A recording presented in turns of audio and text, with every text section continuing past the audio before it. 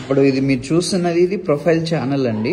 ఈ ఛానల్ వచ్చేసి మనకి 1/2 ఇంచి, 1/4 ఇంచి, 1 ఇంచి ఇలా వస్తాయి.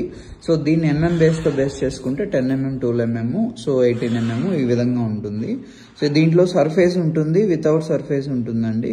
సో బట్ ఈ ఛానల్ ని మనం ముందే డిజైన్ వైజ్ గా ఫిక్స్ చేసుకొని పియూపీ వర్క్, సీలింగ్ వర్క్ జరిగేటప్పుడే వాళ్ళ దగ్గరే మనం కటింగ్ చేసేసుకుంటే ఈజీగా ఉంటుంది.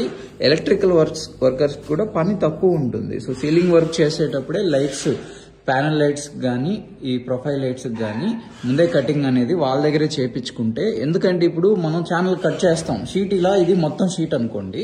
ఇప్పుడు ఈ ఛానల్ కట్ చేసినప్పుడు మధ్యలో 2 పక్కల దానికి స్ట్రాంగ్నెస్ అనేది తప్పిపోతుంది. అదే మనం పీపీ అతనితో చేపించినప్పుడు స్క్రూస్ వేయాలన్నా దాన్ని పక్కన జాయింట్కి అతనే చూసి వేసేసి మనకి స్ట్రాంగ్గా వర్క్ చేసిస్తాడు. సో దగ్గరుండి సీలింగ్ వర్క్కి ఈ పాయింట్స్ అనేది నోట్ చేసుకోండి.